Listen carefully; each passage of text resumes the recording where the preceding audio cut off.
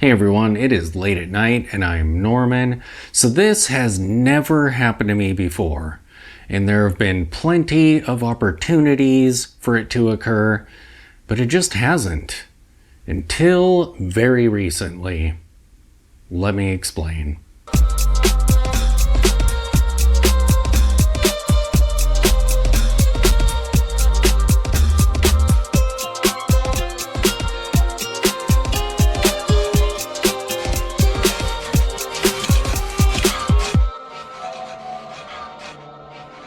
So a bit ago I was hanging out with a close friend of mine and I mentioned this for like the third or fourth time, and it dawned on me that this is the first time that this has ever happened to me.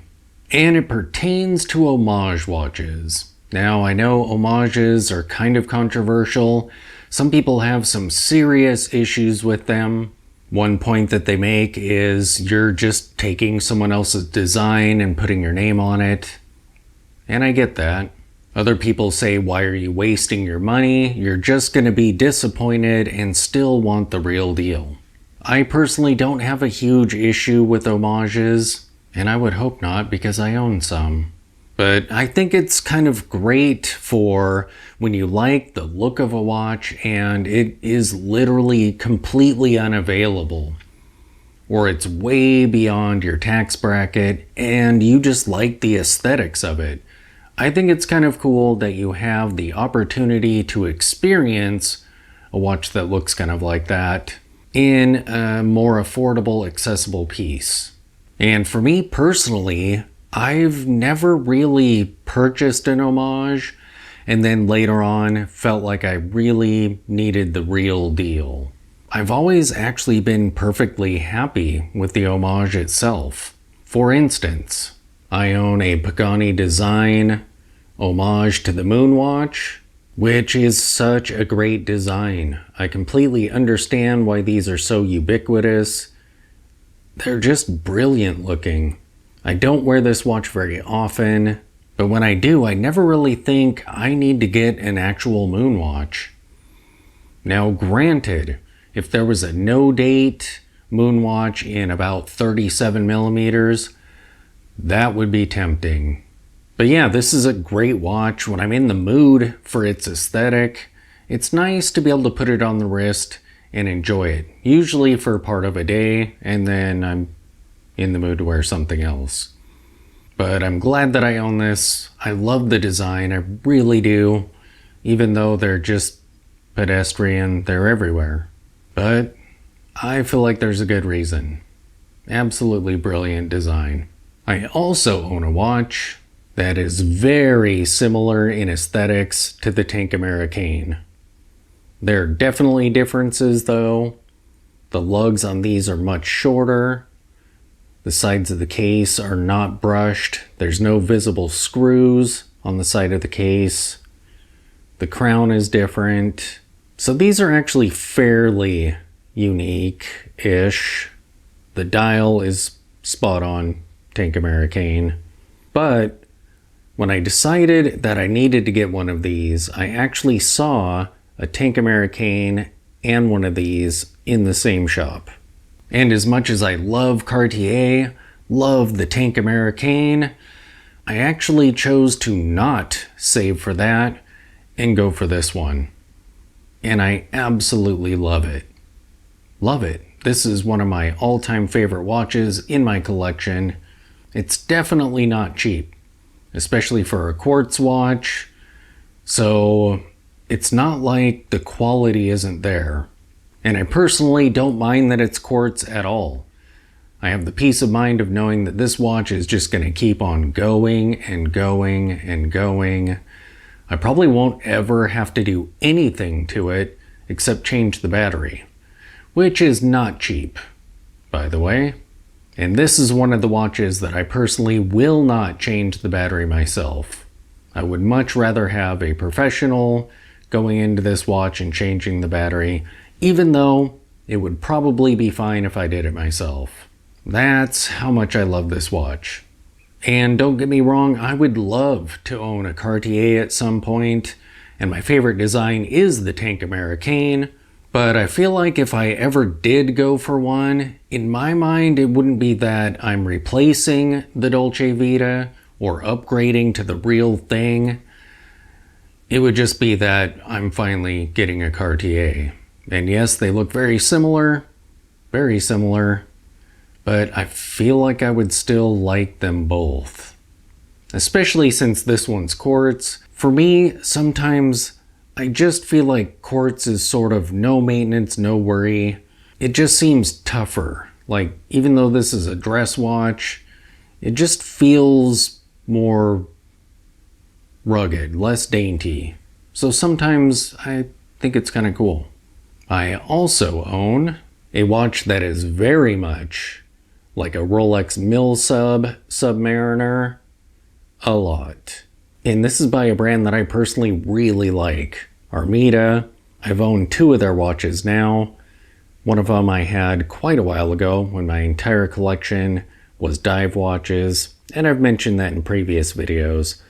But this watch is 35 millimeters, 36 millimeters with the slight bezel overhang, and I absolutely love that.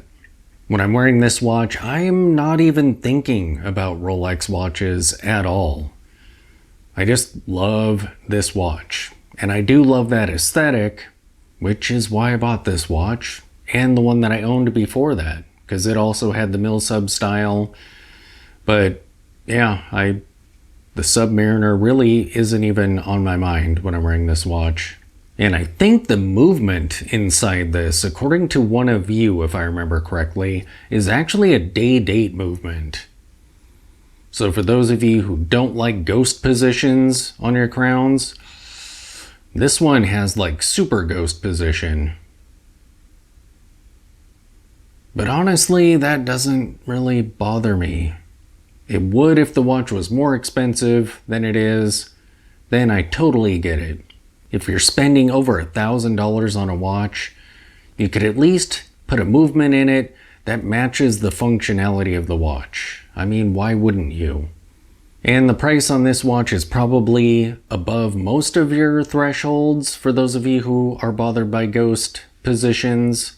If I remember right, this was about $600, so it's not cheap.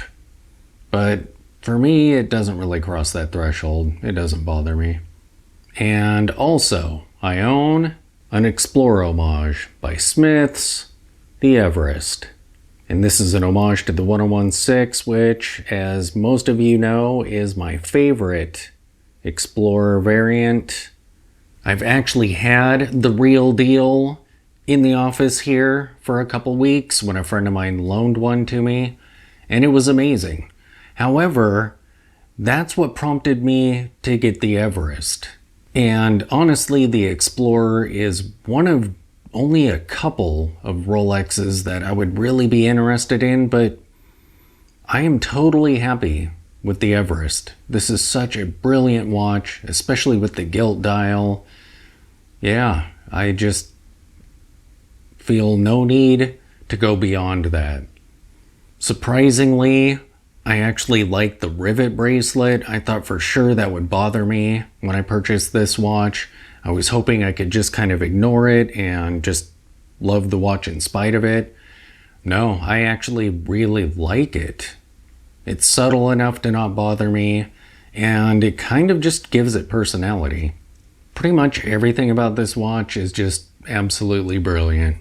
But there is one homage watch that I own that does make me want to get the real deal. And it's not that I'm disappointed in this watch. I actually think that in some ways the design choices are better.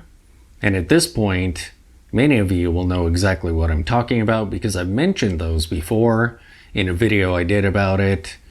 But wearing this watch has made me realize how much I do like the real deal. I would probably keep both if I went for the real thing and actually succeeded, because this watch is so cool.